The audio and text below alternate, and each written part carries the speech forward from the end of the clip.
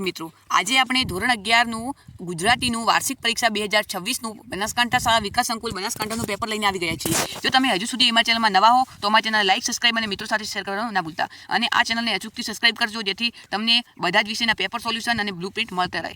ચલો આગળ આપણે વિભાગ એ જોઈએ। વિભાગ એમાં પહેલો પ્રશ્ન આપેલો છે કે છપ્પાના રચયિતાનું નામ શું છે? છપ્પાના રચયિતાનું નામ છે અકો। છપ્પાના રચયિતાનું નામ છે મિત્રો અકો।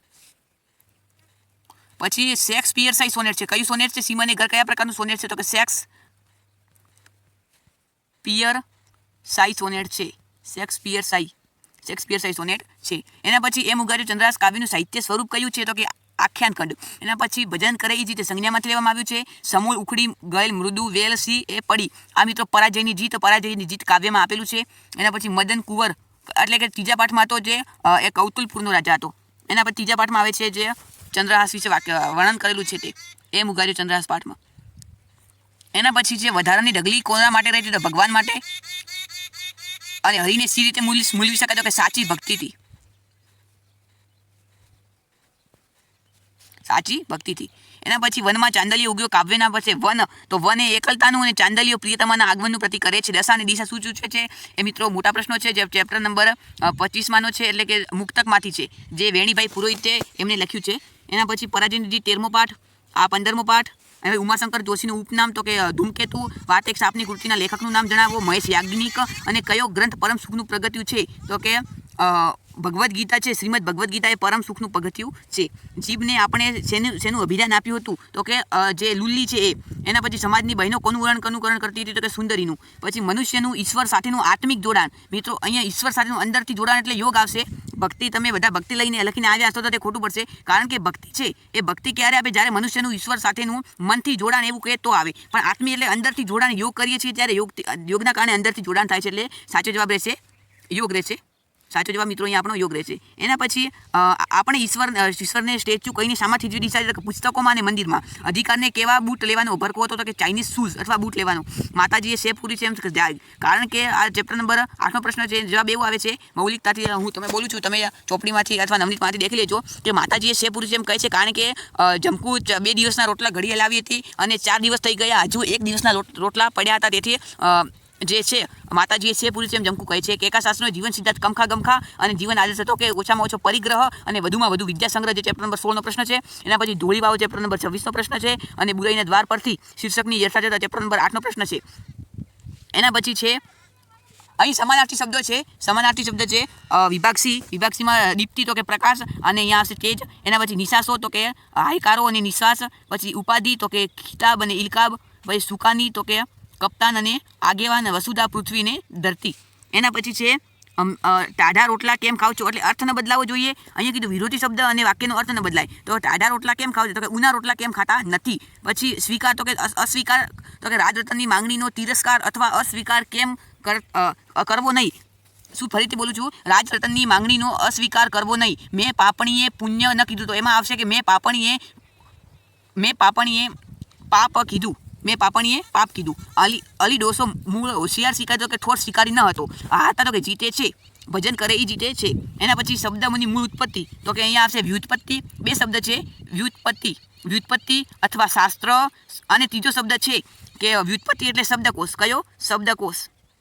આમ 3 શબ્દો રહેશે આના। એના પછી માટીનું ખોરાક કે પ્રવાહીનું નળીમાં શ્વાસ તો કે શ્વાસ નળીમાં જવું, તો મિત્રો આ તમારે કોમેન્ટ કરવાનું છે। એના પછી માટીનું ભીતનું ઘર તો કે ખોરડું, વનમાં ઝાડના ટેટા, વડના ઝાડના ફળ એટલે કે ટેટા। એના પછી અહીંયા છે ઉપર મૂકવાની ઘોડાની પીઠ ઉપર મૂકવાની બેઠક, તો ઘોડાની પીઠ ઉપર મૂકવાની બેઠકમાં આવશે મિત્રો અહીંયા પલાણ।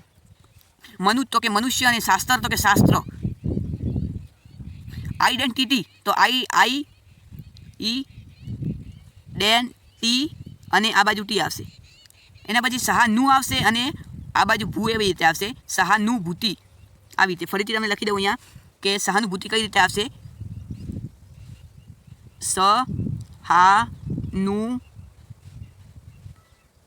ભૂ અને તી, સહાનુભૂતિ। એના પછી ચિંતા તો કે ફિકર, જે આપણે દેશી ભાષામાં કહીએ છીએ ને બળેણ આવી, એટલે કે ચિંતા થવી, એટલે કે ફિકર થવી।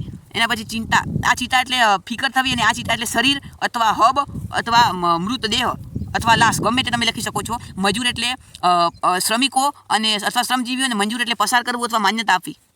એના પછી ભાજી મૂળા માનવા, તો કે વાતને સરળ માનવી, કાળી ન ફાવવી. કાળી ન ફાવીનો મિત્રો મતલબ થાય છે કે આપણું લક્ષ્ય પૂરું ન થવું. એના પછી 12 વગર દેવા, સામે આવવાનું આવી બનવું. એના વાક્ય પણ બનાવવાના છે, તેનો પણ ગુણ રહેશે અને અડધો ગુણ અર્થનો રહેશે. પણ તમારી વાત સાચી છે, પણ હું દીકરાનો બાપ છું. સંયોજક, તો સંયોજક પણ આવશે. પછી કયો પ્રત્યય, તો મિત્રો અહીંયા પ્રત્યય 2 આવે છે. હસીને હરી હેઠા બેઠા, અથવા તો કે હસીમાં હરી નીચે બેસી ગયા. હસીમાં બે તમે ગમે તે લખી શકો છો. આ દીવામાંથી ભાવ છૂટો થાય છે એટલે પંચમી વિભક્તિ આવશે અપાદાન.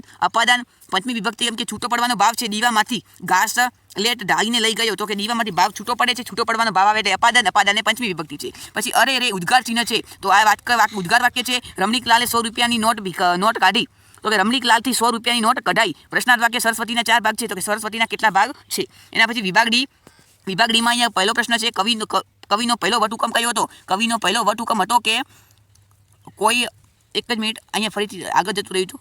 કવિનો પહેલો વટહુકમ હતો કે કોઈ પણ પ્રજા, પશુ, પંખી કે મનુષ્ય કે કીટકો બધાને જીવવાનો સમાન હક છે, કોઈને અણવાનો હક નથી. ને તેની શી અસર થશે? તો તેનાથી એ અસર થશે કે કોઈ દુનિયામાં કોઈ પણ જાતનો ભેદભાવ નહીં રહે, અને કોઈને કોઈની જરૂર નહીં પડે, અને પ્રજા મારીને ના ફિકર ફરિયાદો કશીએ હો. આવી રીતે જવાબ આવશે. એના પછી કવિ કેવા કરારોને કેવી આક્રમણ કરવા ઈચ્છે છે? તો કવિ મૈત્રીના કરારો અને અગરના આક્રમણ કરવા ઈચ્છે છે. પછી કવિના મતે સ્વનિયમનનું શું પરિણામ આવશે? કવિના મતે સ્વનિયમનું એ પરિણામ છે કે રાજા કે હકુમતની એને જરૂર નહીં રહે. પછી એના પછી છેલ્લો પ્રશ્ન છે કે કાવ્યને યોગ્ય શીર્ષક આપ્યો. તો આ કાવ્યને યોગ્ય શીર્ષક એવી રીતે રહેશે મિત્રો. કાવ્યનું યોગ્ય શીર્ષક રહેશે કે કવિનો વટહુકમ, અથવા પૃથ્વીની વટહુકમ મળે તો તેની ક્ષણો. એના પછી આ છે જે ફકરો છે, એમાં સ્વરાજ્ય મેળવવા છે એનો આધાર લાભદાયક સત્યનો. ગાંધીજી શેની હંમેશા વખોડી કાઢતા? સત્યને વખોડી કાઢતા. લોકો શુભ પ્રસંગે પાર પાડવા, તો લોકો શુભ પ્રસંગે પાર પાડવા માટે ગમે તે સાધનોનો ઉપયોગ કરી શકાય તેમાં આચિંતું હોય છે, એટલે ગમે તે સાધનનો ઉપયોગ કરી શકાય છે. આ અહીંયા સુધી આવશે, અહીંયાથી માંડીને અહીંયા સુધી. એના પછી બીજો પ્રશ્ન છે કે ગાંધીજીના માટે કઈ પરિસ્થિતિમાં શું અનિવાર્ય છે? હરેક પરિસ્થિતિમાં શું અનિવાર્ય છે? તો કે સત્ય પાલન અનિવાર્ય છે. ગદ્યખંડને યોગ્ય શીર્ષક સત્યનું આચરણ, આ ગદ્યખંડનું યોગ્ય શીર્ષક રહેશે. એના પછી આમાંથી તમારે જે મન ફાવે તે સંક્ષિપ્તમાં લખવાનું રહેશે, અને અહીંયા તમારે જે વિરામચિહ્નો મૂકવાના છે તે અરે મારા ભાઈ. આ ચેપ્ટર નંબર 8નો પ્રશ્ન છે. 8માં તમને કમ્પ્લીટલી ચોપડીમાં તમને આ વાક્ય આપેલું છે, તે જોઈ શકો છો. એના પછી વિભાગ ઈમાં જે આપણા આઈએમપીમાંથી જ પૂછવાનો છે, અર્થવિસ્તાર. પછી અર્થવિસ્તારીઓ, એના પછી જે પુસ્તક મેળાનો જે હોય છે અહેવાલ છે.